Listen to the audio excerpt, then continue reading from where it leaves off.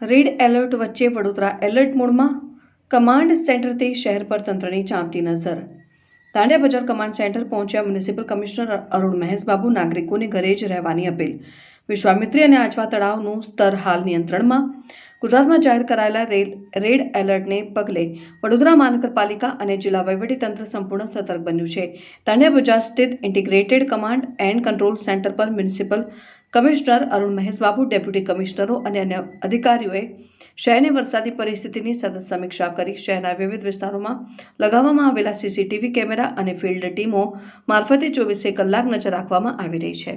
Municipal commissioner Arun મહેશબાબુએ જણાવ્યું કે હાલમાં કાલાઘોડા ખાતે વિશ્વામિત્રી નદીનું જળસ્તર 7 ફૂટ છે, જ્યારે 28 ફૂટ સુધીની સપાટી સુરક્ષિત માનવામાં આવે છે અને આજવા તળાવનું જળસ્તર 208 ફૂટ છે અને તેની મહત્તમ ક્ષમતા 214 ફૂટ છે. ઉપરવાસમાંથી આવી રહેલ પાણી પીવાનું પાણી ઉપયોગ માટે આયોજનબદ્ધ રીતે સંગ્રહ કરવામાં આવી રહ્યું છે અને આજે સવારે માત્ર 2 કલાકમાં શહેરમાં 1.7 ઇંચ વરસાદ નોંધાયો છે, જ્યારે હાલોલ પંચમહાલ વિસ્તારમાં 4 ઇંચ વરસાદ પડ્યો છે અને નોર્થ ઝોનમાં બિલ્ડિંગનો એક ભાગ અને એક વૃક્ષ ધરાશયી થવાની બનાવમાં ફાયર બ્રિગેડે તાત્કાલિક કાર્યવાહી કરી હતી.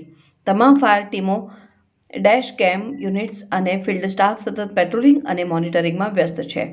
તંત્ર દ્વારા ડ્રેનેજ લાઇનોની સફાઈ, કેચ પીટમાંથી પાણીના ઝડપી નિકાલ માટે પમ્પિંગની કામગીરી તેજ કરવામાં આવી છે અને ઉપરાંત કોઈપણ ઇમરજન્સી માટે 200 થી વધુ શાળાઓ અને શેલ્ટર હોમ્સ તૈયાર કરવામાં આવ્યા છે અને જ્યારે એનડીઆરએફ અને એસડીઆરએફની ટીમોને પણ સ્ટેન્ડ બાય રાખવામાં આવી છે.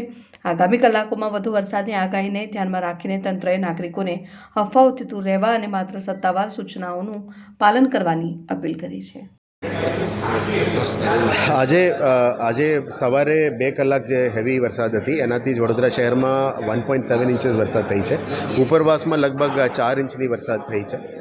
આનાથી જ હાલોલ પંચમહાલ વિસ્તાર નર્મદામાં વધારે વરસાદ થઈ છે. આ પાણી આપણે વડોદરા શહેરમાં આજવા અને પ્રતાપપુરામાં સ્ત્રોત વધારવા માટે આપણે મદદરૂપ થશે. સવારથી જ સતત અમારા ટીમ્સ ફિલ્ડમાં કામગીરી કરી રહ્યા છે. આ કામથી જ cleaning, catchpit, drain hall cleaning, આ બધા કામમાં લાગ્યા છે. સવારથી જ અમે વોકી ટોકીમાં તમામ સેનિટરી ઇન્સ્પેક્ટર્સ, આસિસ્ટન્ટ કમિશનર્સનું રિવ્યૂ જ કરી રહ્યા છે. સાથે મળીને આ જ એક જ મેસેજ અમે આપવા માંગીએ છીએ કે મહાનગરપાલિકાની તંત્ર સતત એક્ટિવ છે. ફાયર ડેશ કેમ્પ્સને ગાડીઓને મોકલીને પણ ફાયર ટીમથી ગેસ ટેમ્પ્સથી જ અમે દરેક વિસ્તારમાં વોટર લોગિંગનું પણ આઈડેન્ટિફિકેશન કરી રહ્યા છે અને એમના દ્વારા ડીઈઝ અને ઈઝને પણ જાણ કરવામાં આવે છે. અત્યારે તમામ એન્જિનિયર્સ ફિલ્ડમાં છે. હવે જે પાણી કાઢી રહ્યા છે એપીએસમાંથી અમે બહાર કાઢવાનું પણ જરૂરિયાત છે, એટલે એપીએસની વિઝિટમાં જવાના છે. 3 ડિસ્ટ્રેસ કોલ સવારથી જ આવી હતી. એક ડિલાપિડેટેડ બિલ્ડિંગ પડી ગઈ હતી, મેસેજ આવ્યું. એક ગાડી લોક થઈ ગયું છે એવું, એને પણ ફાયર ટીમે નિકાલ કર્યું છે અને એક જગ્યામાં ઝાડ પડવાની મેસેજ હતી, એને પણ દૂર કરી રહ્યા છે. એટલે વહીવટીતંત્રના તમામ deputy commissioners, assistant commissioners, engineers, work assistants, તમામ લોકો, સફાઈના ટીમ ખાસ કરીને બહુ સારું અત્યારે મહેનત કરી રહ્યા છે.